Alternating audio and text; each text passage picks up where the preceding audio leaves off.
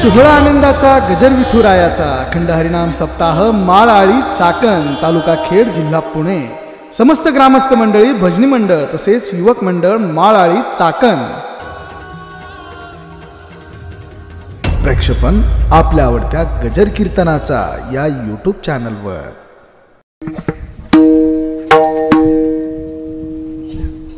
काळ सारावा चिंतने एकांतवासी गंगा स्नाने देवाचे पूजने प्रदक्षिणा तुळशीच्या युक्त आहार विहार नेम इंद्रियासी सार नसावी बासर निद्रा बहुभाषण. संत श्रेष्ठ जगद्गुरु तुकाराम महाराज यांचा हा अभंग आहे. अभंग 4 चरणाचा असून उपदेशपर प्रकरणातील आहे.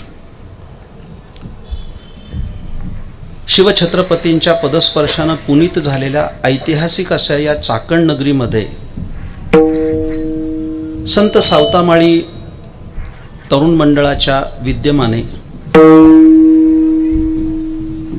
गणेश जयंतीच्या पर्वकाळी हा उत्सव संपन्न होतो आहे. त्यातील आजच्या दिवसाची सेवा माझ्याकडे आलेली आहे. थोडा कमी करा.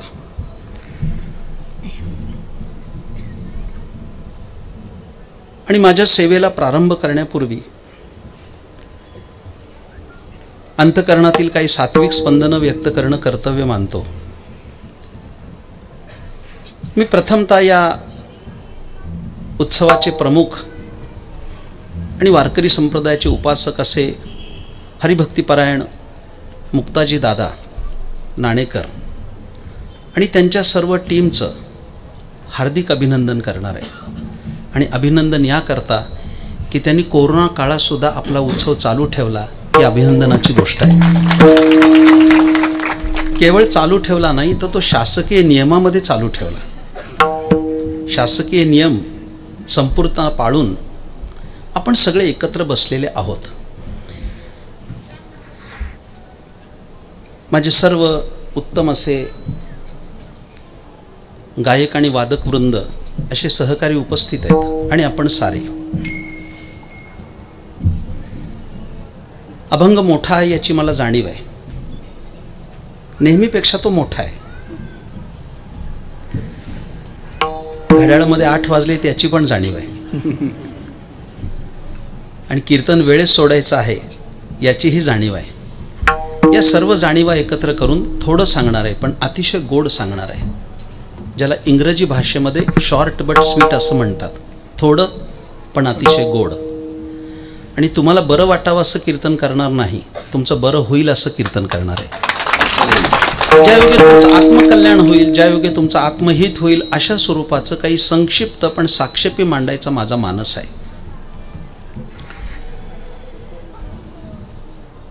फक्त थोडा शांत स्वभावाचा माणूस आहे.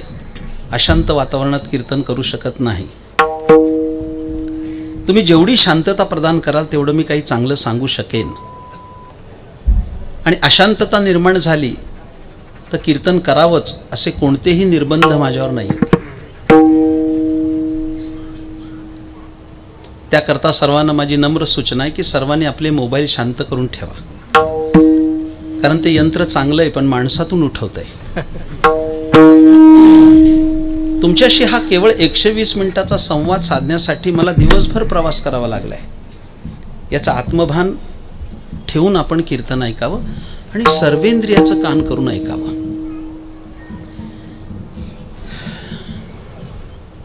हा जो अभंग आहे हा अभंग सांगण्यासाठी मी निवडला कारण ती पार्श्वभूमी तशी आहे. इकडे लक्ष द्या.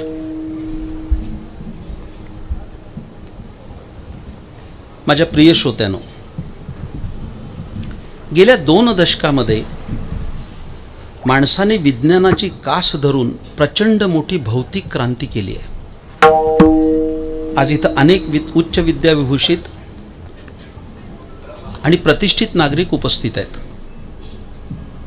अनेक तरुण उपस्थित आहेत. या साऱ्यांना माझं बोलणं कळेल की 20 वर्षामध्ये गेल्या 2 दशकामध्ये आपण केलेली वैज्ञानिक क्रांती ही कौतुकास्पद आहे.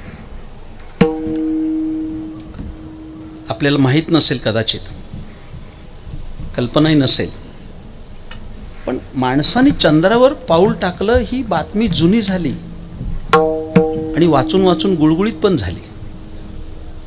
पण अगदी अलीकडची बातमी जर ऐकायची असेल तर तुम्ही सुद्धा आश्चर्यचकित व्हाल की माणसाने चंद्राच्या पृष्ठभागाचे प्लॉट्स पाडलेत आणि त्याच्या विक्रीचं दुकान निघालंय. आश्चर्य आहे का नाही? म्हणजे जिथे गुरुत्वाकर्षण नाही, पाण्याचा एक थेंब नाही,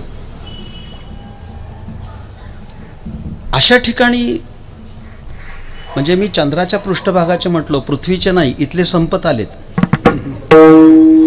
चंद्राच्या पृष्ठभागाचे प्लॉट्स पाडून विक्री सुरू झाली आहे. अर्थात कोणाला जर घ्यायचा असेल तर मी पत्ता द्यायला तयार आहे. कदाचित आता पाणी नाही आहे, गुरुत्वाकर्षण नाही आहे, कदाचित 1 दशकानंतर आणखीन 10 वर्षांनी तिथे पाणी पोहोचवण्याची व्यवस्था करण्यात माणूस जर यशस्वी झाला आणि कृत्रिम गुरुत्वाकर्षण निर्माण करण्यात यशस्वी झाला तर त्यावेळेस प्लॉट घेतला नाही याचा पश्चाताप नसावा. मला त्या विकासाच्या संबंधानं अधिक बोलायचं नाही. माझ्याकडे लक्ष द्या. या विकासाच्या पार्श्वभूमीवर एका बाजूला त्याच्या उत्कर्षाचा आलेख प्रतिक्षण वर्धमान आहे, हे मानावं लागेल. अगदी काल बातमी आली की मंगळावर सुद्धा नद्यांचे प्रवाह आहेत, असा नवीन संशोधन निर्माण झालंय. मंगळावर नदी आहे, वैज्ञानिक त्याचा विचार करतायत. पण या विकसनशील काळात आपण सगळे सुविद्य आहात, सुशिक्षित आहात. या विकसनशील काळात मी म्हणतोय ते तुम्हाला पटावं, कारण ज्येष्ठ नागरिक पण आहेत, तरुण पण आहेत, म्हणजे दोन्ही जनरेशनची लोक माझ्या समोर आहेत. कदाचित चाकण शहरात 25 वर्षापूर्वी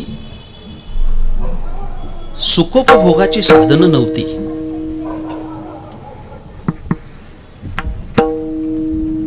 सुखोपभोगाची साधनं आमच्या हाताशी नव्हती, पण माणूस आनंदी होता. पण आज सुखोपभोगाची सगळी साधनं पायाशी लोळण घेत असताना माणसाचा आनंद हरवलाय, असं चित्र आहे. हे लक्षात घ्या.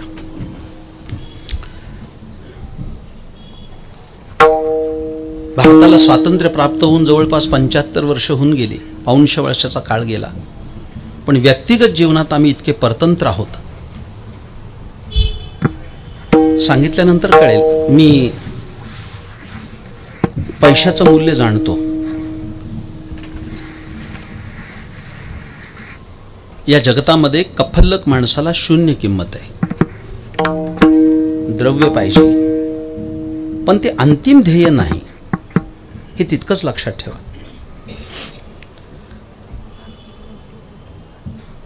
काही मुद्दे समोर मांडणार आहे माझ्या प्रस्तावनेत. तुमच्याकडे कितीही पैसा असू देत, अगदी ठेवायला जागा नसू देत, पण त्या पैशाच्या बळावर जगातल्या कोणत्याही बाजारपेठेमध्ये भूक विकत मिळत नाही. याचा विचार करा. म्हणजे हे सांगायला सोपं आहे, पण विचार केला तर खूप कठीण आहे. खूप पैसा आहे, पण पैशाच्या बळावर भूक विकत मिळत नाही. एक कल्पना करा, एक मोठं किराणा मालचं दुकान आहे, त्याच्यामध्ये शेठजी बसलेत गल्ल्यावर, 2000च्या नोटा मोजतायत. पण सकाळी अर्धी चपाती खाल्ली तर दुपारी 3 वाजेपर्यंत ढेकर येतात, ॲसिडिटी होते, इनो प्यावा लागतो. आणि त्याच्याच दुकानातला एक मजूर त्यांच्या देखत जर 5 भाकरी खात असेल तर यानं कसं बरं वाटेल? विचार कर ना या गोष्टीचा. 5 भाकरी खातोय, मला अर्धी पचत नाही. जरा दादा मौज सांगू का, देव पण गमतीदार आहे, त्यांनी श्रीमंतालाच भूक ठेवली नाही. गोर गरीब मजबूत जेवतोय, त्याला भूक आहे. भूक ही श्रीमंती हे लक्षात ठेवा. तुमच्याकडे किती पैसा असू देत, मोजायला वेळ नसू देत, अशी माणसं मी पाहिली आहेत की ज्यांना पैसा मोजायला वेळ नाही. पण एवढा पैसा असेल तरी सुद्धा जगाच्या बाजारात कोणत्याही दुकानात झोप विकत मिळत नाही. त्याचा विचार करा तुम्ही. ती ज्याची त्याला लागावी लागते. वाक्य सांगू एक आपल्याला. डोकं टेकल्या टेकल्या झोप लागते आणि सकाळी अलाराम न लावता जाग येते आणि दरम्यानच्या काळात स्वप्नही पडत नाही. अशी निर्दोष झोप ज्याला लागते तो जगातला श्रीमंत आहे, लक्षात ठेवा. एक नंबरचा श्रीमंत माणूस आहे अशी झोप लागत असेल तर. त्याच्यात पण 2 वर्ग करतो मी. परमेश्वर महाराज 2 वर्ग आहेत त्याच्यात. जरा शब्द जवळचे आहेत, घोटाळा होऊ देऊ नका. काहींची झोप वाट बघते आणि काही झोपेची वाट बघतात. म्हणजे तुमच्यातून मला कळलंय, तुम्हाला ते समजलंय. काहींची झोप वाट बघते आणि काही झोपेची वाट बघतात. पहिल्या वर्गात आमचे सगळे वारकरी आहेत, इथपासून ते तिथपर्यंत. झोप आमची वाट बघते की हा कधी अंथरुणावर पडतोय आणि मी त्याच्यावर अंमल करते. वारकऱ्याला झोपेची विवंचना नाही. डोकं टेकली, पडला की झोपला. जरा बोलू का आणखीन पुढचं. पडल्यानंतर झोप लागते त्यालाही वारकरी म्हणू नये. झोप लागूनच खाली पडतो. चालू कीर्तनात टाळकरी आमचे पडतात खाली, मजबूत जेवलेले असतात, खाली पडतात. नंतर कळतं त्याला झोप लागली. नेपोलियन घोड्यावर झोपत होता, त्याच्यानंतर आमचा वारकरीच आहे. टाळ वाजवता वाजवता झोप येत. अहो, ज्ञानेश्वर महाराजांचा पालखी सोहळा जातो, तुकाराम महाराजांचा पालखी सोहळा जातो आपल्याच रस्त्याने. दुपारी एकदा वारकरी बुवा जेवला पालखी सोहळ्यात. हे सगळे चालणारे लोक आहेत, त्यांना विचारा. दुपारी एकदा वारकरी बुवाचं जेवण झालं आणि तो नांगरटीत पडला तरी डाराडूर पंढरपूर, त्याला झोप लागते. त्याला झोपेची विवंचना नाही. आणि दुसरा जो वर्ग आहे त्याला गोळ्या खाऊन झोपा लागत नाही. 2 वाजले तरी छताला डोळे असतात. झोप ही श्रीमंती आहे.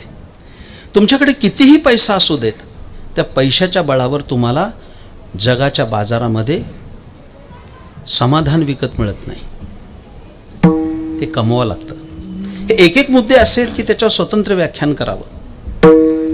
मी संक्षिप्त प्रस्तावना करतोय. तुमच्याकडे कितीही पैसा असेल तरी त्या पैशाच्या बळावर जगाच्या बाजारपेठेमध्ये, इकडे लक्ष द्या, जगाच्या बाजारपेठेत तुमच्याकडे कितीही द्रव्य असलं तरी सुद्धा 1 मिनिटाचं आयुष्य विकत मिळत नाही.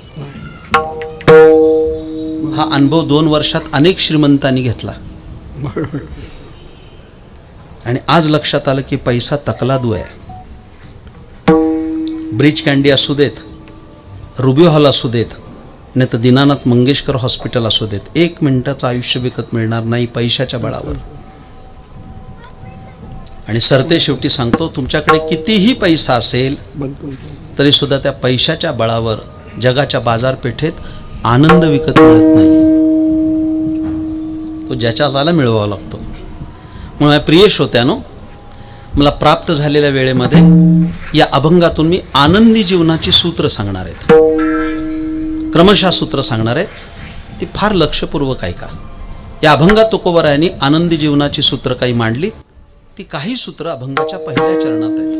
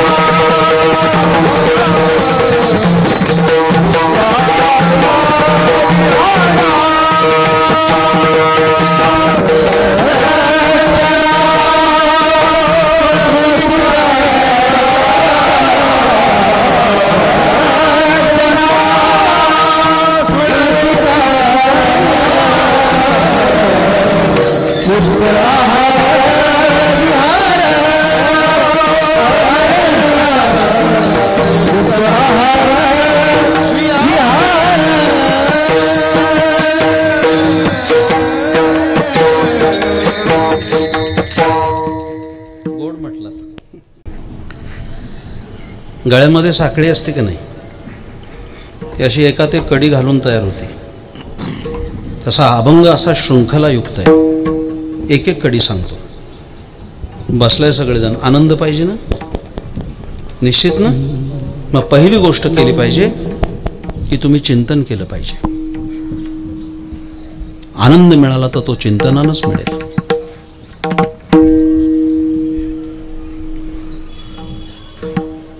खरं म्हणजे हे असे अभंग आहेत ते 120 मिनिटात संपणारे नाहीत. त्याला 7 दिवस एकच कीर्तन करावं लागेल. मी असं म्हणत नाही की केवळ अध्यात्माचा चिंतनानं आनंद मिळतो. वेगळ्या अंगानं सांगतो. एक 16 वर्षाचा तरुण एका झाडाखाली बसला होता आणि त्या झाडाचं फळ टपकन खाली पडलं. ते फळ खालीच का पडलं, एवढ्याच गोष्टीचं त्या युवकानं चिंतन केलं तर जगाला गुरुत्वाकर्षणाचा शोध मिळाला. याच्या मागं काही फळं पडली नाहीत का?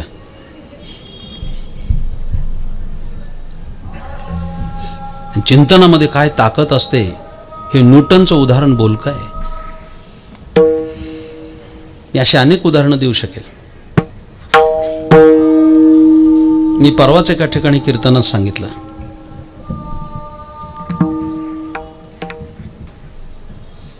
एखाद्या विषयाला समर्पित झाल्याशिवाय कदापि संशोधन होणार नाही, यश येणार नाही.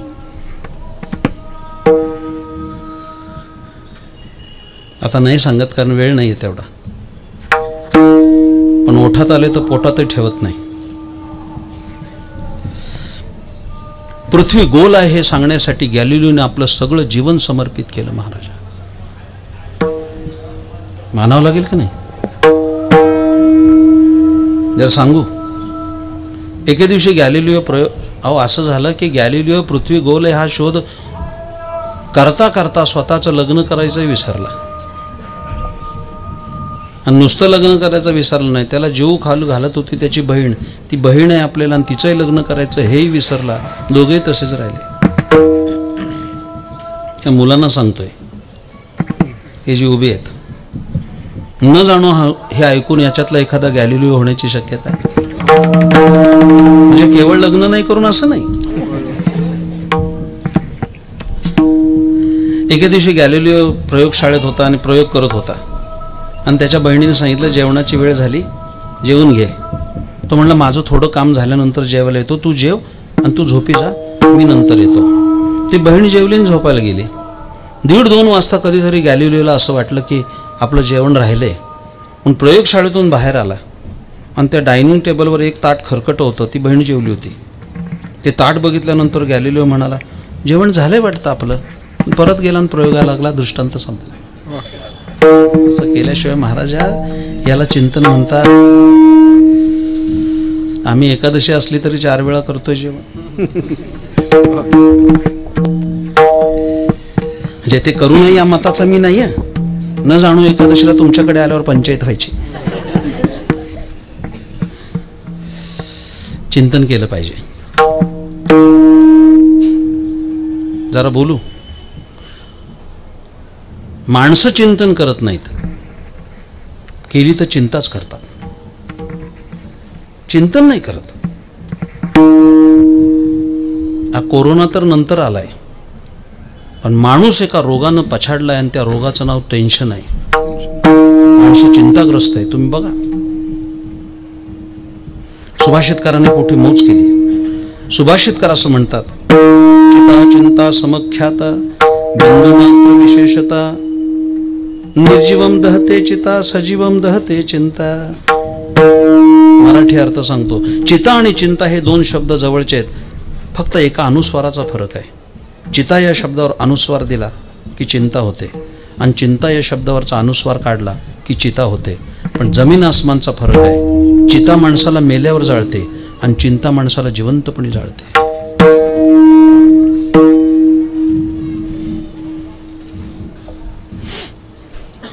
असं दादांचं माझं काही ठरलं नाही बरं का, की सगळा अभंग संपला पाहिजे.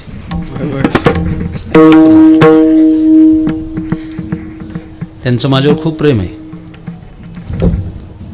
मी आत्ताच त्यांना विचारलं की रनिंग एज किती आहे, तर 80 आहे. म्हणजे आता त्यांचं वर्णन असं करावं लागेल, 80 वर्षाचा तरुण. मी सांगेल नंतर, आता वेळ नाहीये.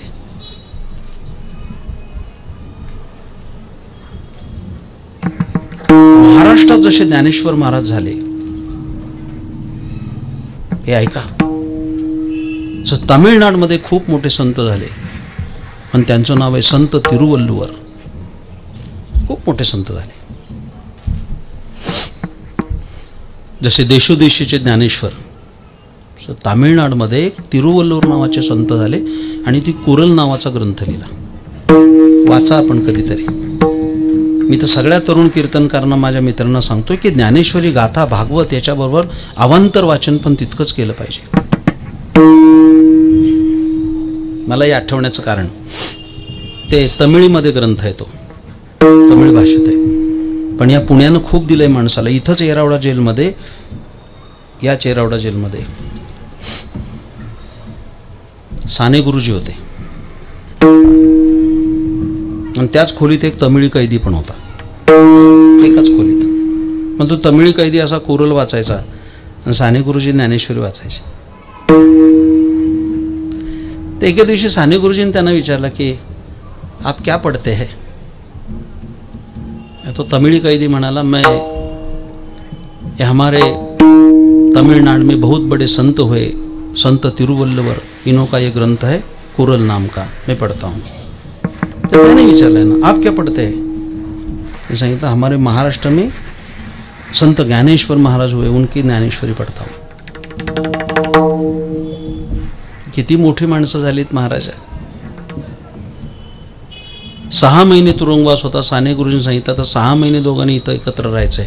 आपण आता असं करू, भाषेचं आदान प्रदान करू. तू मला तमिळ शिकव, मी तुला मराठी शिकवतो. आणि त्या तमिळी कैद्यांनी गुरुजींना तमिळ शिकवलं आणि यांनी त्यांना मराठी शिकवलं. आणि 6 महिन्याच्या कालखंडामध्ये गुरुजींनी त्या तमिळ ग्रंथाचं मराठीकरण केलं.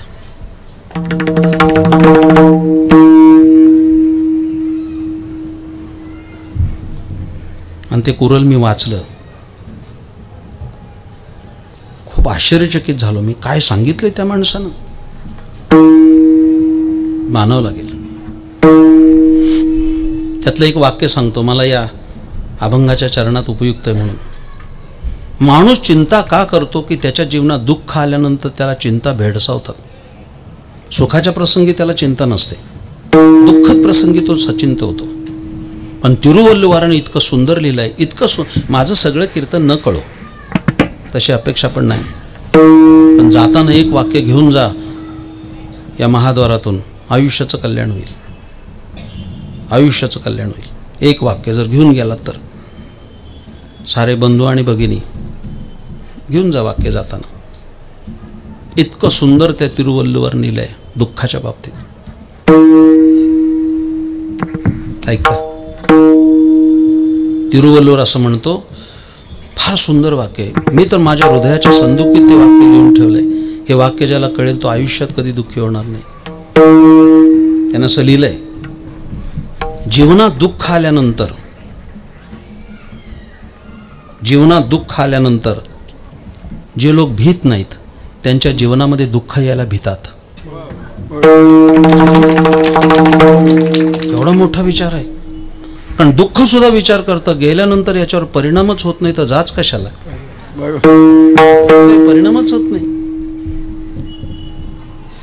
सोडून द्या चिंता, करू नका. घडलं तर आयुष्यामध्ये चिंतन करा, तुम्हाला आनंद मिळेल. या चिंता तुमच्या संपूर्ण आयुष्यातल्या आनंदाचा नाश करतील, हे लक्षात ठेवा. चिंतन करा. मी तुम्हाला अभिवचन दिलंय की मी संक्षेपानं बोलणार आहे. त्याच्या पुढची कडी सांगतो. चिंतन करायचं असेल तर ते लोकांतात होत नाही, त्याकरता एकांतात जावं लागतं. लोकांतामध्ये चिंतन नाही होणार. आता गर्दीत बसल्यानंतर कशाचं चिंतन.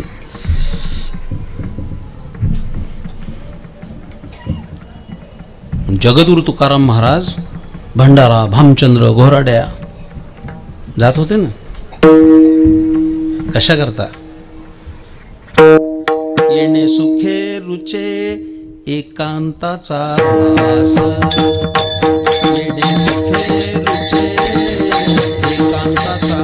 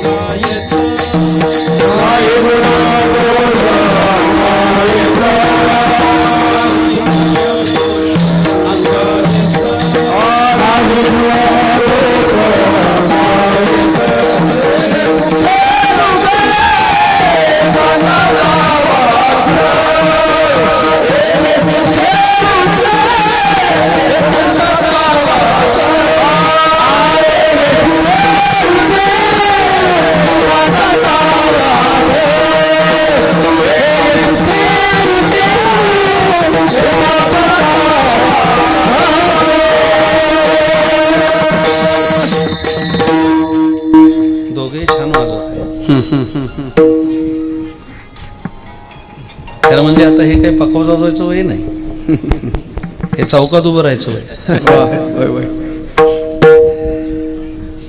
पण संस्काराची शिदोरी काय करू शकते त्याचं उत्तम उदाहरण आहे.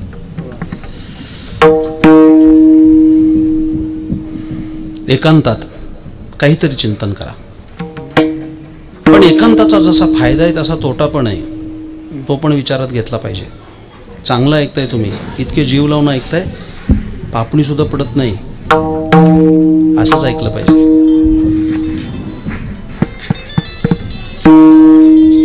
एकांताचा एक फायदा आहे की तुम्ही एकांतात गेला तर चिंतन होतं, हे बरोबर आहे, पण तोटा सुद्धा तेवढा लक्षणीय आहे. इकडे लक्ष द्या.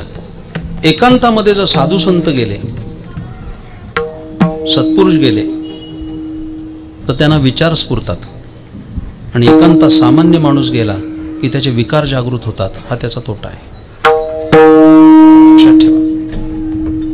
पण वाम विचार येऊ नये म्हणून त्याच्या पुढची कडी तुकाराम महाराजांनी सांगितली, गंगा स्नानी एकांतवासी गंगा स्नाने, गंगेचं स्नान करावं. पण मला क्षमा करा, सांगू का, गंगेचं स्नान करावं हे जरी सत्य असलं तरी गंगाकाठची माणसंच बंबाखाली आंघोळ करतात. इंद्रायणी असो, नाही तर मुळा मोठा असो, नाही तर पवना असो. माझ्यावर खूप चांगले संस्कार केले होते वेदमूर्ती श्रीराम गजानन जोशी दादा. त्यांनी आयुष्यामध्ये 3000 नद्यांचं स्नान केलं होतं, 3000 नद्यांचं. ते सांगण्याचा एक स्वतंत्र विषय आहे, मी आता सांगत बसत नाही. पण आयुष्यात एकदा तरी गंगेचं स्नान घडावं. गंगा पापनाशिनी, तापहारिणी आणि पुण्यदायिनी. मी काही माझा राजकीय पिंड नाही आहे, जरी मी बारामतीचा असलो तरी. आध्यात्मिक भूमिकेतून सांगतोय मी तुम्हाला, तसे अर्थ लावू नका. अर्थात आमची मतं स्वतंत्र आहेत, तो अलाहिदा प्रश्न आहे. पण 1947ला देश स्वतंत्र झाला, 47 देश स्वतंत्र झाला. पण ब्रिटिशांनी देश ताब्यात देताना सर्वात मोठी क्लुप्ती केली असेल तर त्याची 2 शकलं केली.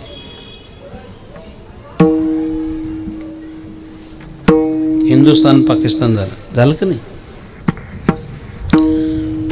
पण त्या फाळणीमध्ये सर्वात मोठा तोटा कोणता झाला असेल, सर्वात मोठा तोटा, तर सिंधू नदी आपल्या देशात राहिली नाही.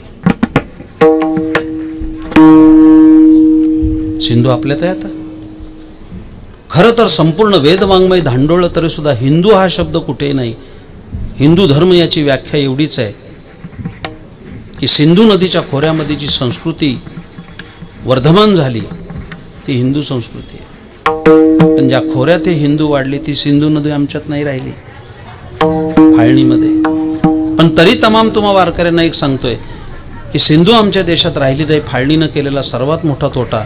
पण तरी सुद्धा आम्हाला समाधान एका गोष्टीचं आहे की फाळणी होताना गंगा नदी आमच्या देशात राहिली, ही आमची सर्वात मोठी संपत्ती आहे. फार सुंदर वर्णन केलंय महाराजांनी. 18 भार वनस्पती फुले फळे उडती, 18 भार वनस्पती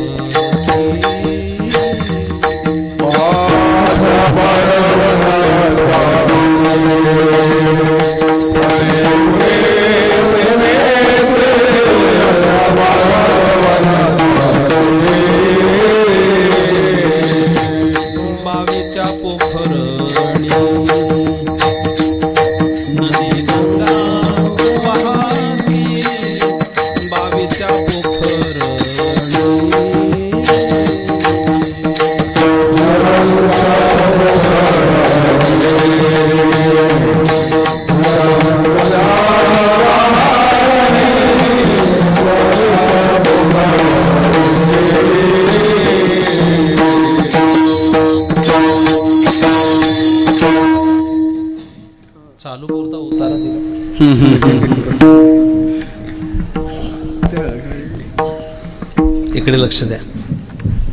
गंगा स्नान झाल्यानंतर सर्वात मोठी गोष्ट कोणती असेल हे सांगितलं पाहिजे. माझ्या प्रिय श्रोतांना, घरामध्ये जे दुःख प्रवेश करतं ना, एरवी समर्थांना म्हणायची काय गरज होती? जगी सर्व सुखी असा कोण आहे, विचारी मना तुची शोधून पाहे. प्रत्येकाच्या घरात दुःख येतं. ते दुःख येण्याला दोनच दरवाजे आहेत. त्यातला पहिला दरवाजा त्या घरात निर्माण झालेले पितृदोष, आणि दोन त्या घरामध्ये झालेला कुलधर्माचा लोप. त्यावर विस्तारपूर्वक कधीतरी बोलता येईल. पण एक सांगतो की आपल्या घरामध्ये सौख्य नांदावं असं वाटत असेल तर त्या घरातल्या कुलदेवतांची पूजा त्या घरातल्या कर्त्या पुरुषानं केली पाहिजे.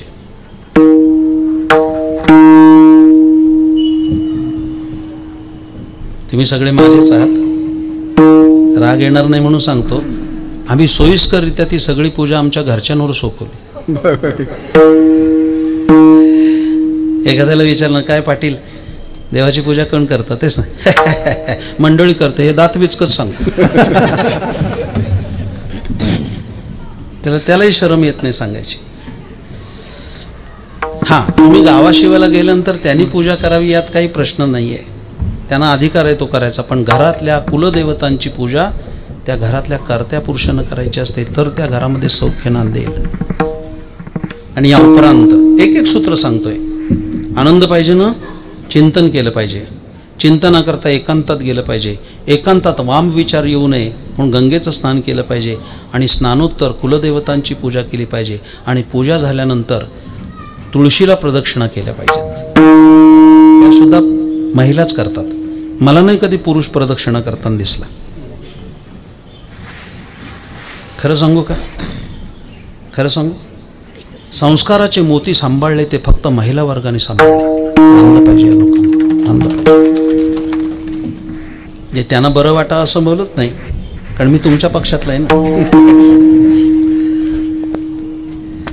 पण तुम्ही बघा, सगळ्यांना विचारून बघा, सगळे सण त्यांच्याच वाट्याला आहेत. ही देणगी आहे त्यांना. आता संक्रांत झाली, कुणाचा सण आहे? पुरुषांचा. गेले का हळदी कुंकाला? सण कुणाचा आहे? बायकांचा आहे. गौरी कुणाचा सण? बायकांचा. नागपंचमी बायकांचा सण आहे की नाही? आपल्या वाट्याला फक्त एक सण आलाय, शिमगा. आम्ही तो इमान इतबारे साजरा केलाय. बोंबलण्याशिवाय येतंय काय दुसरं? मला सांगा ना तुम्ही. प्रदक्षिणा करतील तर त्याच करतील. आणि आता तुळशीचं महत्व लोकांना कळू लागलं काढे पिताना.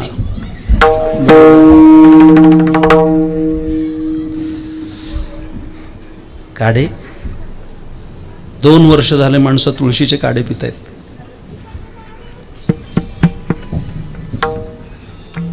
राग नाही येणार, आला तरी येऊ दे. आता बोलवलं तर ऐकलंच पाहिजे. यांनी तुळशी लावल्यानं काढे आपण पिलो. मी तुम्हा सगळ्या माझ्या माता भगिनींना सांगितलं, ताटवेच्या ताटवे लावा तुळशीचे. ताटवेच्या अहो हे असं आहे, तुम्हाला सांगतो. प्रचंड मोठा आता सध्या जर समस्येचं गणित कोणतं असेल तर पोल्युशन हा खूप मोठा विषय आहे. पुण्यामध्ये सिमला ऑफिसला लावलेत बघा इंडिकेटर्स, कधी गेलात तर. म्हणजे किती प्रदूषण आहे. सकाळच्या पहिल्या पानावर येते. कोण वाचतं एवढं बारीक? वर्तमानपत्र सुद्धा माणसं वाचत नाहीत, चाळतात. दुसरं पान, आजचे राशी भविष्य, मेष, अचानक धनलाभ होईल. दिला पेपर ठेव. काय दुसरं आहे का नाही त्याच्यात वाचण्याजोगं? अगोदर 4 रुपये खर्चून धनलाभ कसा? त्याच्यात कोपऱ्यात असते बघा 60 धोकामुक्त पातळी आहे की नाही? आहे ना गरुड साहेब, आहे की नाही तिथं? 120 धोकादायक पातळी, 160 अति धोकादायक. आणि आज पुण्याचं पोल्युशन 178 आहे. पुढे चाललोय आपण. आपल्याच वाहनातून भकाभक निघणारा कार्बन मोनॉक्साईड नावाचा धूर आयुष्याची राख रांगोळी करणार आहे. लक्षात ठेवा. मी काही तसुभर पण बाजूला गेलो नाही. म्हणून शाळेत कधीतरी शिकवलं होतं की रात्री झाडाखाली झोपू नये, कारण रात्री सगळी झाडं कार्बन डायऑक्साईड सोडतात. पण माझ्या प्रिय श्रोत्यानो, 24 तास फक्त ऑक्सिजन सोडणारी वनस्पती फक्त तुळशी. कधीतरी लक्षात तुळशी. आता काय सांगू, नाही सगळं कळलं तर एखादा दृष्टांत तर लक्षात राहील. रामायणात एक दृष्टांत आहे. मारुतीराज जेव्हा गेले लंकेला सीतेच्या शोधासाठी, त्या प्रभू रामचंद्राने सांगितलं की तू लंकेत जातोयस, सगळी राक्षसांची नगरी आहे, पण तुला जर कधी चहा प्यावा वाटला तर आपलं एक घर आहे. म्हणजे तो पित होता चहा की नाही हा पुढचा विषय, पण आधुनिक रामायणामध्ये तू तिथं जाऊ शकतोय. मारुतीराने उड्डाण केलं, अशोक वाटिकेचा विध्वंस झाला, सीतामाईची भेट झाली, इत्यादी इत्यादी. पण मारुतीला कर्मे ना, कारण लंकेत भजन नाही ना, भजन नाही. मारुतीरायांनी आपल्याला एक घर सांगितलंय, कोणाचं? बिभीषणाचं. पण घर ओळखायचं कसं? कारण आपण काही पत्ता आणला नाही, मोबाईल नंबर आणला नाही, पण बुद्धिमत्ता मोरिष्ठम. मारुतीराने एक उड्डाण केलं आणि लंका नगरीला एक फेरी मारली आणि अचूक एका दारात उतरले, त्या घरात घुसले. तो बिभीषण प्रभू रामचंद्रांची पूजा करत होते. मारुतीरायाला आनंद झाला आणि त्यांनी मोठा उद्घोष केला, जय श्रीराम. आणि त्यांनी वळून मागितल्यानंतर पाहतात तो त्यांनी सुद्धा उद्घोष केला, जय हनुमान. एकमेकांची भेट झाली आणि बिभीषणाने विचारलं, अरे पण माझ्या घराचा पत्ता कुणी दिला? या गावात सगळे राक्षस राहतात, माझा पत्ता कुणी देणार नाही. मारुतीरायाने विचारलं, मी पण कुणाला विचारलं नाही, घर सापडलं कसं? मी लंका नगरीला एक प्रदक्षिणा घातली आणि फक्त एकाच दारात तुळशीचं वृंदावन दिसलं आणि या वृंदावनानं तुझा पत्ता सांगितला.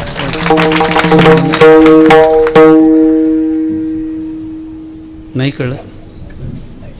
सांगू, साधं गणित आहे. ज्या दारात तुळशीचं वृंदावन ते सज्जनाचं घर आणि ज्या दारात तुळशी नाही ते राक्षसाचं घर. एवढं कळलं तरी पुष्कळ झालं महाराज. दादा, आम्ही लहानपणी चांदोबा वाचायचो. चांदोबा, आता तो चांदोबा लिंबोनीच्या झाडामागे गेलाय. चांदोबा नावाचं एक पुस्तक यायचं बारकं, या मुलांना नाही माहिती ते. पण करमणुकीची साधनं नव्हती त्यावेळेस. रामहरी महाराज ते चांदोबा कधी येईल, 1 ते 5 तारखेच्या आत. माझे वडील क्लास 1 ऑफिसर होते. तो पेपरवाला चांदोबा टाकायचा. आम्ही त्या काकाला रोज विचारायचो, चांदोबा आला का? नाही, ते बाळा उद्या येईल. ते चांदोबा वाचताना काही गोष्टी सापडल्या त्या मला उत्तर आयुष्यात कीर्तनात उपयोगी आल्या. बोलू का? ज्ञानेश्वरी जेवढ्या अभिरुचीनं वाचायची तेवढा चांदोबा पण वाचला पाहिजे. हे गोष्ट होती, ती 40 वर्षात मला कामाला आली. एक राजा होता आणि एक प्रधान होता. इकडे लक्ष द्या. दोघे निघाले आणि फिरायला चालले असताना तो राजा नास्तिकच होता, पण तो प्रधानजी जो होता रस्त्याने जाताना काय झालं, एक तुळशीचं रोप दिसलं. त्या प्रधानजीने असा त्याला नमस्कार केला त्या तुळशीला. त्या बादशाला राग आला. त्या बादशाने विचारलं, प्रधानजी ये क्या है? ये हमारा भगवान है. त्या बादशाला राग आला, ये पौधा कोई भगवान होता है? त्याने ते तुळशीचं रोप उचललं, त्याचा चोळामोळा केला आणि दिलं फेकून. ते प्रधानजीला वाईट वाटलं, पण आता काय करणार, भाकरी. आश्रिताला स्वतःचं मत नसतं. जरा पुढं गेले, पण म्हणले याची खोडच मोडली पाहिजे. एक फरलांगभर गेले नसतील तर मोठं खासखुजलीचं रोप होतं. तिथं प्रधानजीने असा साष्टांग नमस्कार घातला, आडवाच झोपला. मग त्या बादशाने विचारलं, अभी ये क्या है? ये उससे भी बड़ा भगवान है. वो छोटा भगवान, ये बड़ा भगवान. आता त्याला चेव होताच बादशाला. त्याने ते पण झाड उचललं, चोळामोळा केलं आणि फेकून दिलं. पुढे काय झालं सांगितलंच पाहिजे. ती जी तुळस आतमध्ये पडली, ती आग झाली आणि तो टराटरा खाजवायला लागला, प्रधान जी ये क्या हुआ, प्रधान जी ये क्या हुआ, प्रधान जी ये क्या हुआ? तो प्रधान जी बोले, कुछ नहीं हुआ, छोटे भगवान ने बड़े भगवान को फोन किया, जब भी ऐसा हो. तो अब क्या करना होगा, चलो छोटे भगवान की माफी मांगो. ते बिराड तिथून तिथं आणलं. परत ते तुळशीचं झाड पडलेलंच होतं तिथं. प्रधानजीने ते तुळशीचं झाड उपटलं, त्याचं रस काढला आणि त्या राजाच्या सगळ्या अंगाला लावला. त्या तुळशीच्या दिव्य गुणांनी आग शांत झाली आणि त्याने हात जोडले, दृष्टांत संपला. हा तुळशीचा महिमा सांगितला त्याच्यामध्ये. तुम्हाला काही नाही कळलं तरी तुळशीला प्रदक्षिणा केल्या पाहिजेत. म्हणून वारकरी संप्रदायाने कायमचं गणित बांधून झालं, तुम्हाला जर दीक्षा घ्यायची असेल तर गळ्यात तुळशीची माळ घातली पाहिजे. अहो मी काय सांगतो नीट ऐका. देव भेटो न भेटो, आरोग्य तर भेटो. माणसाचे कन्सेप्टच बदलले सगळे दिवसेंदिवस. म्हणजे रद्दी डोकी होत चाललीत लोकांची. काही माणसं आमच्याकडे म्हणतात, महाराज घाला याला माळ, घाला घाला. नाही त्याला काय लय पेत आहे, पिण्यासाठी माळ आहे का गळ्यामध्ये? माणसांची हेतू बघा कशी आहेत, तुम्हाला सांग, त्यासाठी नाही.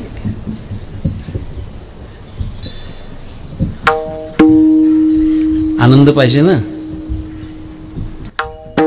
युक्त आहार विहार नेम इंद्रियासी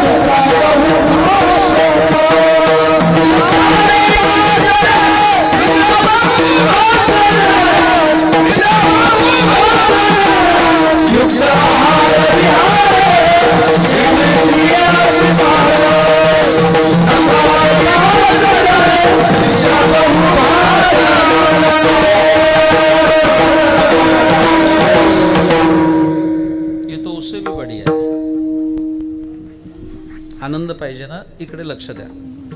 प्रवासात नगर रस्त्याने जाताना या शिरूरच्या जवळ एक कानिपनाथ ढाबा आहे. असे माझ्याकडे बघू नका की मी ढाब्यावर जातो. अजूनही तेवढी शुचिता सांभाळली, पण जे चक्रधारा होते त्यांना अमृतपान करायचं होतं. गाडी थांबवली ते प्यायला. मला तेवढ्यात काहीतरी चांगलं मिळालं. कधी ते जाऊन बघा. त्या मालकाने तिथं असा फलक लावलाय, कानिपनाथ ढाब्यावर फलक आहे. काय सुंदर लिहिलंय त्या माणसाने, मानलं पाहिजे.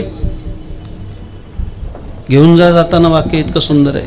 तिथं असं त्यांनी लिहिलंय, शाकाहाराचं महत्व सांगताना त्याच्यावर त्यांनी लिहिलंय, मेरा पेट कोई मरे हुए प्राणियों का कब्रस्थान नहीं. मेरा पेट कोई मरे हुए प्राणियों का कब्रिस्तान नहीं और मैं मेरे पेट में मरे हुए प्राणियों को दफनाना नहीं चाहता. काय खातोय आपण, काय पितोय आपण?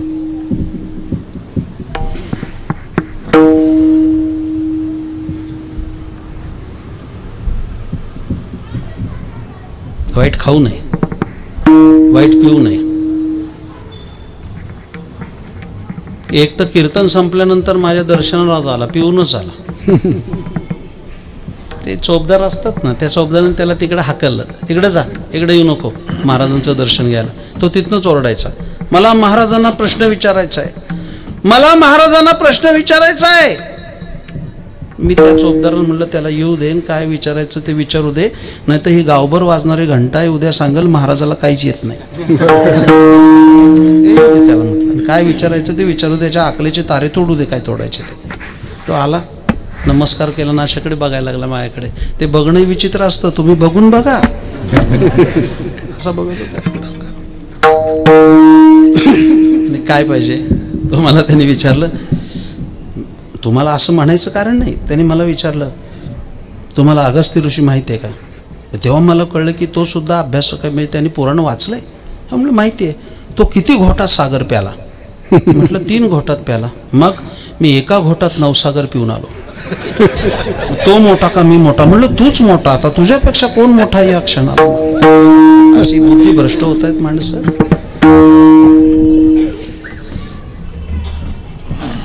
आता तर आनंदी आनंद आहे सुपर मार्केटमध्ये.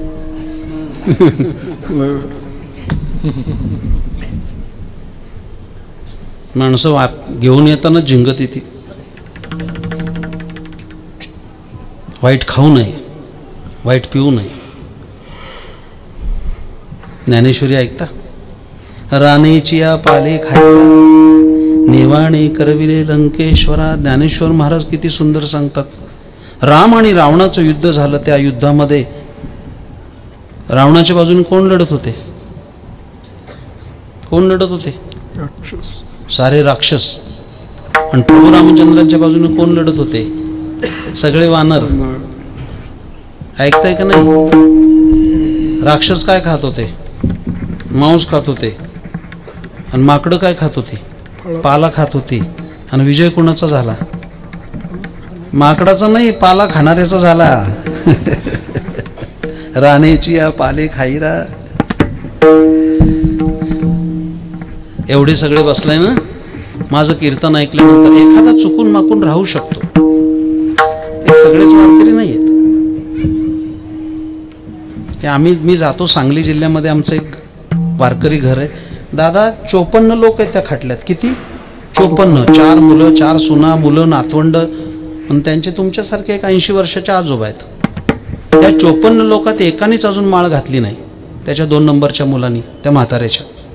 मी आत्ता गेलो होतो. म्हणलं दादा त्याला माळ घालायची.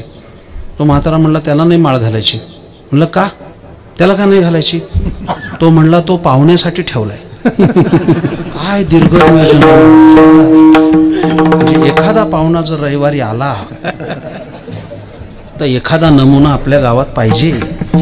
नमुन्यावर राहू नका तुम्ही. वाईट खाऊ नका. जरा हळूहळू उशिरा कळते काय?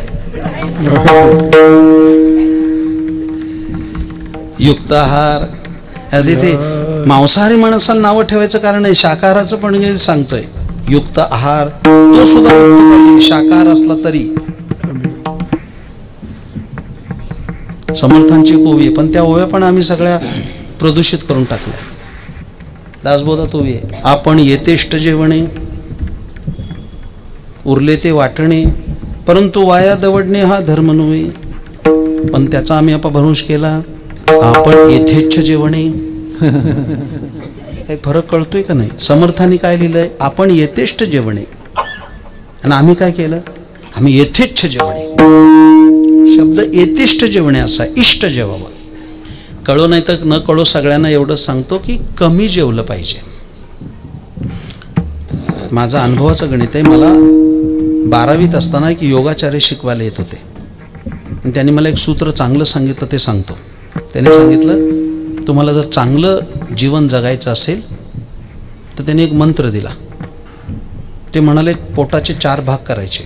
प्रत्यक्ष नाही, 4 भाग कल्पना करायचे. त्याच्यामध्ये 2 भागामध्ये अन्न, एका भागात पाणी आणि 1 भाग कप्पा रिकामा ठेवायचा. तुम्हाला आरोग्य मिळेल आणि आनंद मिळेल. पुढे त्याने एक फार हिंदी एक सुंदर एक वाक्य सांगितलं. ते म्हणले कम खाना खूप चबाना यही है तंदुरुस्ती का खजाना. कमी खा. माणसं पंक्तीला बसल्यानंतर जे पोतं भरून पोतं हलवून कसं भरतात.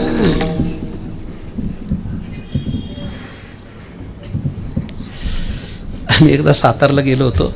परमेश्वर बुवा सातारला गेल्यानंतर तिकडची वांगी फार प्रसिद्ध आहेत. कृष्णाकाठची अप्रतिम वांगी. वांग्याचं कालवण केलं होतं. ज्वारीची धगट भाकरी होती. चातुर्मास नसल्यामुळे कांदा पण होता. मैफल रंगात आली. आम्ही महाराज किती खाणार? अर्धी भाकरी एवढा भात, संपलं जेवण. पण 2 असे बसले होते जेवायला. त्यांच्या स्पर्धा लागली जेवायची. याला एक भाकरी, याला एक भाकरी, याला एक भाकरी, याला एक भाकरी.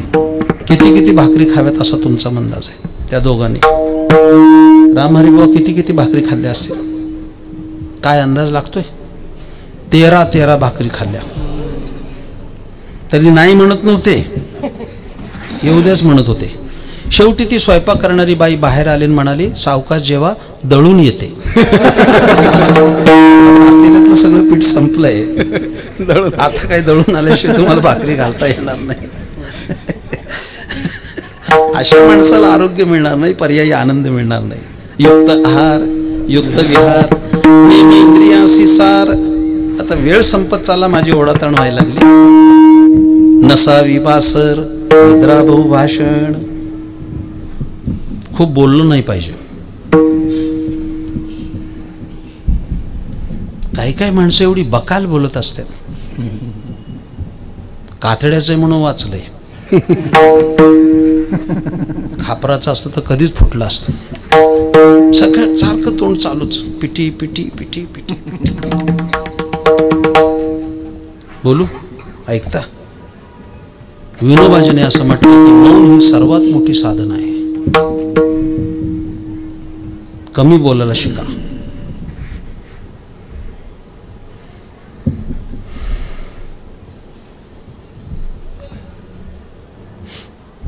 कमी झोपलं पाहिजे. सगळ्या तरुणांना संदेश देतो, कीर्तन संपता संपता एवढं घेऊन जा घरी. ऐकायचंय? माझं कीर्तनातलं स्टेटमेंट आहे, ज्या व्यक्तीला मोठं व्हायचं आहे त्याचा अंथरूण सूर्यनारायणाने पाहता कामा नये, तरच तो माणूस मोठा होईल. लक्षात ठेवा.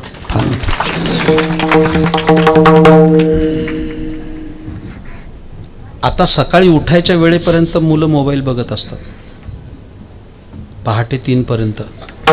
सकाळी 11 वाजता झाली भली पहाट. यश नाही येणार कधीच, कधीच येणार नाही. माझं आजचं कीर्तन ऐकल्यानंतर उद्याचा तरुण जर पहाटे उठला तर माझं कीर्तन यशस्वी झालं. लक्षात ठेवा. सूर्योदयाच्या पुढे उठायचं.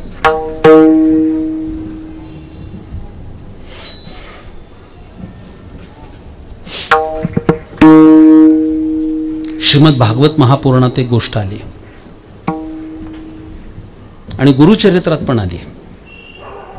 फार सुंदर गोष्ट आहे, ऐकून तर ठेवा. इंद्राची सभा बसली होती आणि रंभादी देवांगांना नृत्य करत होत्या. देव, ऋषी, यक्ष हे सगळे बसले होते. आणि एवढ्यामध्ये 4 युगाचे 4 पुरुष तिथे आले. कृतपुरुष, त्रेतापुरुष, द्वापार पुरुष आणि कलिपुरुष असे 4 पुरुष आले. पण 3 पुरुष जे होते त्यांना 4 हात होते आणि त्याच्या हातात आयुध होते. पण कलिपुरुष जो आला त्याच्या हातात शस्त्र तर नव्हतं, पण अंगावर वस्त्रही नव्हतं. नग्न आला. नुसता नग्न आला नाही तर विविध स्वरूपात आला. त्याने एक हात आपल्या तोंडावर ठेवला होता आणि एक हात जननेंद्रियावर ठेवला होता. असा विविध स्वरूपात येता क्षणी सगळ्या देवस्त्रियांनी माना खाली घातल्या आणि लज्जित होऊन निघून गेल्या. ऋषीमुनींनी माना खाली घातल्या. देवर्षी नारद उठले आणि त्या कलीपाशी गेले आणि कलीला विचारलं, कले, अरे लाज वाटते का? ही इंद्रसभा आहे. असा आलास, एक तर नग्न आलास, विविध स्वरूपात आलास, एक हात मुखावर ठेवला आणि एक हात जननेंद्रियावर ठेवलास, लाज नाही वाटत? विकट हास्य करत कली म्हणाला, हे देवर्षी नारदा, माझ्या युगाचं महिमान सांगण्यासाठी आलो. हे कसलं महिमान? तो म्हणला, मी एक हात मुखावर ठेवलाय आणि एक हात तोंडावर ठेवून दुसरा हात जननेंद्रियावर ठेवलाय. याचा अर्थ काय? कली म्हणाला, ह्या 2 गोष्टी जो ताब्यात ठेवील तो कलियुगामध्ये संत होईल. नसावी बासर, निद्रा बहु भाषण, विठोबार.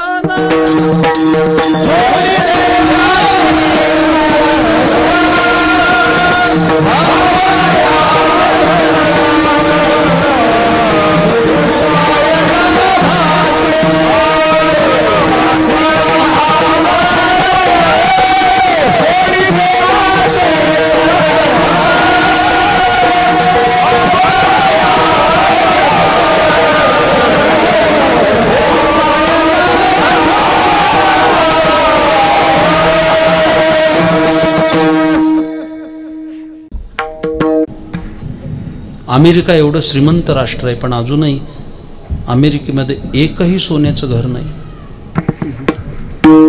आहे. ज्याच्या राज्यात 7 कोटी सोन्याची घरं होती तो माणूस कसा असेल? 2 तोळ्याचं ब्रेसलेट हातात घालून बाजारात फिरणाऱ्या माणसाला काय रावण कळणार आहे? कधीतरी रावण सांगेल मी चाकणला. खरंच ऐकण्यासारखं आहे.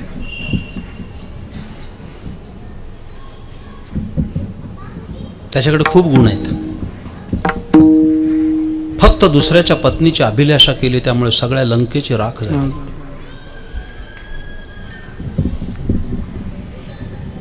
आणि एवढं सगळं असून आता माझ्या एका चाहत्याने बंगला बांधला नगरला. त्यालाही झाली 10 वर्ष.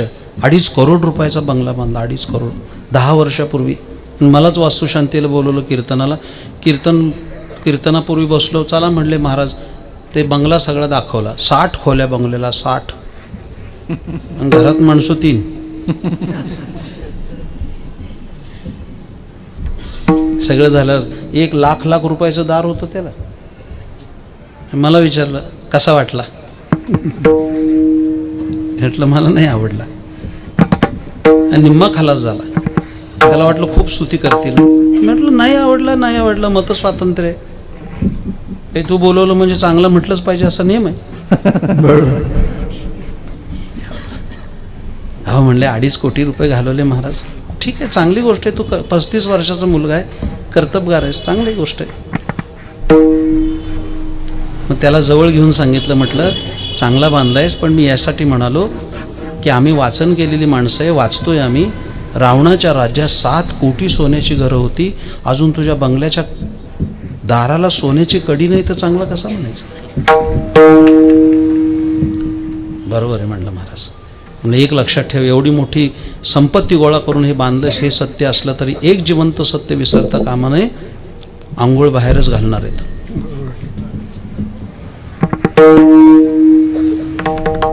कोणी घालेल बंगल्यात? यांनी बांधला म्हणून नाही. 2 फळ्याच बाहेर. फळ्यावर आंघोळ घालतील.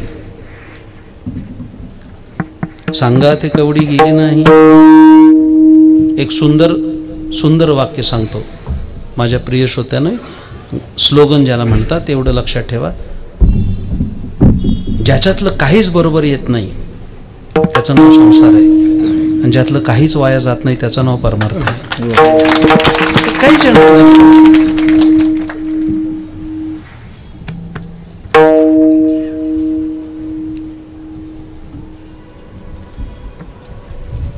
दुखरा कोपरा काढण्यात काही मजा नाही.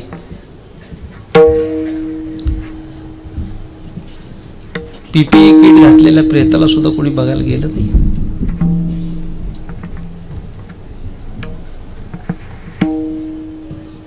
आणि संत वचन नंतर लक्षात आली. राहती निराळी रांडा पोरे सक.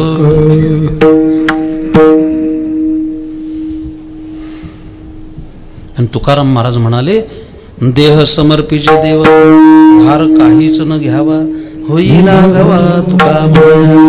आनंदाची सूत्र संपवताना तुकाराम महाराज म्हणाले, हा देह देवाला समर्पित करून टाका.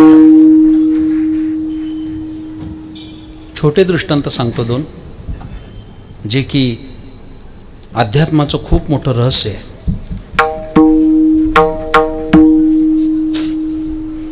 माकड बघितलं कधी? माकडीन ते दिसतात खंडाळ्याच्या घाटात. म्हणजे 4 पायाचीच बोलतोय मी, काहीतरी गोंधळ होईल. ती माकडीन जर बघितलं तर माकडीनला असे पिलू चिटकलेलं असतं तिचं. हे असं चित्र बघितलं का नाही कधी? आणि ती माकडीन या झाडावरून त्या झाडावर उडी मारत असते. ऐका इकडं, मी कीर्तनच सांगतोय. त्या पिलाची जबाबदारी कुणावर आहे? नीट उत्तर द्या, भांजाळल्यासारखं देऊ नका. त्याच्यावरच पिलानी पकडलंय ना, आणि ती आई उड्या मारत असते. ती जबाबदारी कोणावर आहे? त्याच्यावर, पिलावर आहे. पिलाने हात सोडले ते पडणार. एक दृष्टांत बाजूला टाका. दुसरा सांगू, आपल्या घरातला आहे. मांजर आणि मांजरीचं पिलू बघितलंय का? ते कसं असतं, तिने मानेत असं धरलेलं असतं, मांजरीने दातात धरते आणि 7 घर फिरवते, आणि ते पिलू सुद्धा असं. तुला कुठं न्यायचं तिकडे नाही. आता जबाबदारी कुणावर आहे? आईवर. मांजरीवर आहे का नाही? पिलू निश्चिंत आहे. दृष्टांत संपला.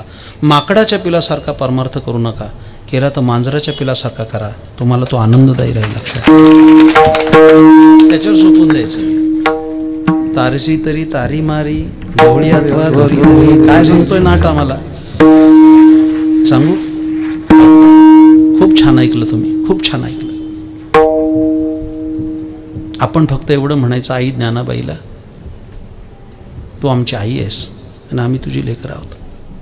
आमचा सांभाळ करणं हे तुमचं काम आहे. आम्हाला काही कळत नाही, आम्हाला पदरात घ्या. एवढं म्हटलं तर सुद्धा परमार्थ सोपं जाणार आहे. महाराजा तुकाराम महाराजांनी खूप मोठी आम्हाला दिलेली देणगी आहे. शेवटी सांगतो सर्वांना, आपण सगळे बसलात. अजूनही कोरोना संपला नाही. कुठे कुठे नवीन व्हेरियंट घेऊन येतोय तो. पण कोरोना काही गोष्टी चांगल्या शिकवल्या, खूप चांगल्या. किमान हात धुवायला तर शिकवलं. नाही तर पूर्वी माणसं नुसती खंगळतच होती. काल्याचं कीर्तन सुटलं की अशीच सरकून बसायची. हात धुते, हात धुवून घ्यायला नाही, हात धुवायला शिकवलं. म्हणून हात धुवा, वारंवार हात धुवा. वॅक्सिनेशन झालं नसेल तर करून घ्या. सॅनिटायझर हाताला लावा, जरी अल्कोहोल असला तरी लावलं पाहिजे. एक जण तर पिणारी ग्रहस्थ माझ्याजवळ आले, म्हणले काय महाराज, शेवटी दारूच कामाला आली. त्याचा काय विचार चालला? म्हणलं मूर्खा, हाताला लावायला सांगितली, प्यायला नाही सांगितली. एक आमचे असे सदस्य ओळखीचे आहेत, खूप पितात. ते ऐन लॉकडाऊनमध्ये माझ्याकडे आले. अहो म्हणलं ते तोंडाला लावा, माझ्या दर्शनाला आलाय. हे म्हणले गरज नाही, अख्ख्या शरीरातच अल्कोहोल आहे. त्याची बॉडी सॅनिटायझर झाली. सर विनोदाचा भाग सोडून द्या, पण सर्वांना माझं सांगणं आहे, वाईट खाऊ नका, वाईट पिऊ नका, परस्त्री पाप नजरेनं पाहू नका. दररोज आंघोळ करा, तुळशीला पाणी घाला, एकादशीला उपवास करा, जय जय रामकृष्णारी मंत्र म्हणा, आळंदी पंढरीची देहूची वारी करा आणि सुखाने संसार करा. आणि सगळं करण्यासाठी गळ्यात तुळशीची माळ घाला. त्याच्यासारखा आनंद कशातच नाही महाराजा, कशातच नाही. मी अनेकदा दृष्टांत दिलेत, मी अनेकांची चरित्र वाची. त्याच्यामध्ये सद्गुरू दादा महाराज सातारकर हे महान संत होते. दादा महाराज सातारकर जेव्हा पंढरपूरला गेले, दिंड्या पताका वैष्णव नाचती, त्यांनी पण माळ घातली गळ्यात. माळ घातल्यानंतर नाचायला लागले. तर त्यांचे जोडीदार काकावाणी होते, त्याने विचारलं नाचताय कशाला? तर दादा महाराज सांगितलं माळ घातली, त्याचा आनंद झाला म्हणून नाचतोय. ते काकावाणीने विचारलं आनंद झालाय, त्यात कसला आनंद? तर दादा महाराजने जे उत्तर दिले ते सोन्याच्या अक्षरात लिहिण्यासारखं आहे. ते म्हटले काल गळ्यात माळ नव्हती, गळा मोकळाच होता. काल जर मरण आलं असतं तर कोणाचा म्हणून मेलो असतो. आज गळ्यात माळ पडली, उद्या मरण आलं तरी सुद्धा ज्ञानोबा तुकोबाचा म्हणून मरेल. एवढी मोठी आणि असं कुणी राहिलं असेल नमुन्यासारखं तर राहू नका.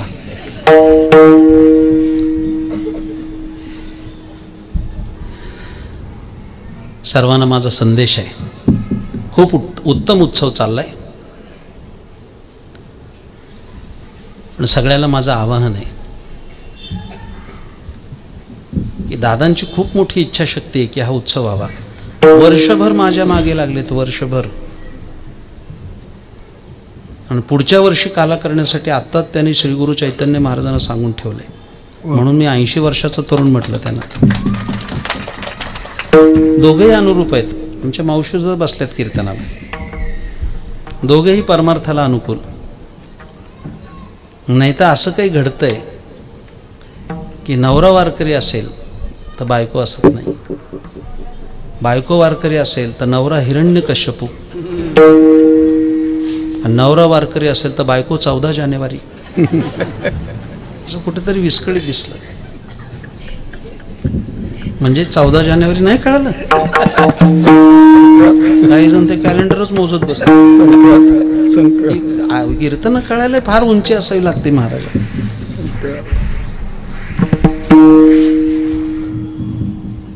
खूप बरं वाटलं.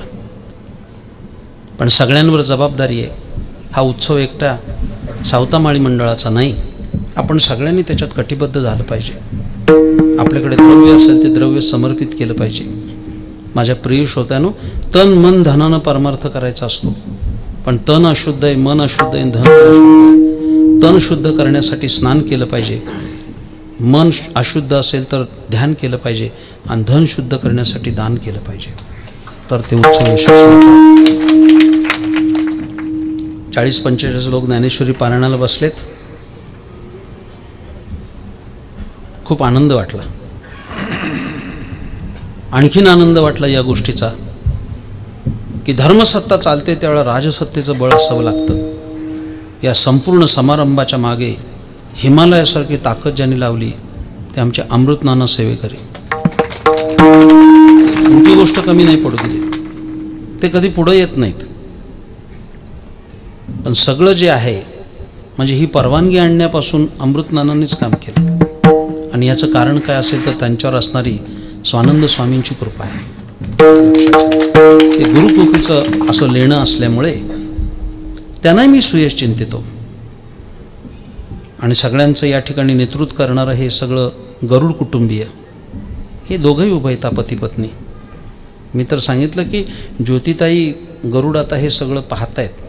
मी दादांना सांगितलं की तुम्ही आता निवृत्त होता आता पुढच्या काळामध्ये असं म्हणावं लागेल की ज्योतिताई म्हणजे मुक्ताजी दादाची मुक्ताई म्हणाली पाहिजे की आणि तिने काम केलं. चांगल्या पद्धतीचा उत्सव तुम्ही करत आहात. हे सर्व माझे मित्र हरिभक्तीपरायण अशोक महाराज इदगे यांचे सगळे सहकारी, आमचे रामहरी महाराज, परमेश्वर महाराज त्यांचे सहकारी, माझ्यासोबत आलेले निळोबा महाराज एक उत्तम पकवासपटू. त्या मुलांनी पण फार सुंदर वाजवलं. खूप मोठा होतो सुद्धा. त्याची खूप तपश्चर्या केली पाहिजे. विद्यार्थी कधीही संतुष्ट होता कामा नये. तो असंतुष्ट असला पाहिजे मरेपर्यंत. संतुष्ट झाला की त्याची विद्या संपली. कायम असंतुष्ट राहिलं पाहिजे. काहीतरी मिळवायचं आहे. बोलू सांगू जाता जाता विद्यार्थी कायम असंतुष्ट असला पाहिजे आणि प्रापंचिक कायम संतुष्ट असला पाहिजे. मी संतुष्ट आहोत असं वाटलं पाहिजे. सर्वांचं सुयश चिंतितो. पुढच्या वर्षी आपण असाच उत्सव करणार आहोत मोठ्या प्रमाणामध्ये.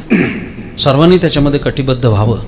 फक्त तरुणाईला संदेश देतो. माझे अत्यंत तरुण मित्र शशीभाऊ काटे आज इथं आले.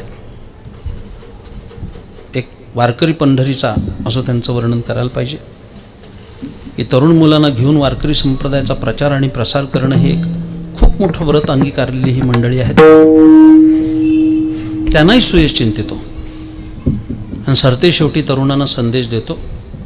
5 गोष्टी कमवायला शिका. सगळं कीर्तन कळेल न कळेल पण 5 गोष्टी कमवा. त्यातली उत्तम प्रकृती, 2 पुरेशी संपत्ती. उत्तम प्रकृती पाहिजे, सुदृढ माणूस पाहिजे. 2 पुरेशी संपत्ती. 3 संस्कारित संतती. 4 संताची संगती आणि 5 ईश्वराची भक्ती. या 5 गोष्टी ज्याच्याकडे असतील तो जगातला मोठा माणूस आहे. झालेली सेवा गणरायाच्या चरणी समर्पित. ज्ञानेश्वर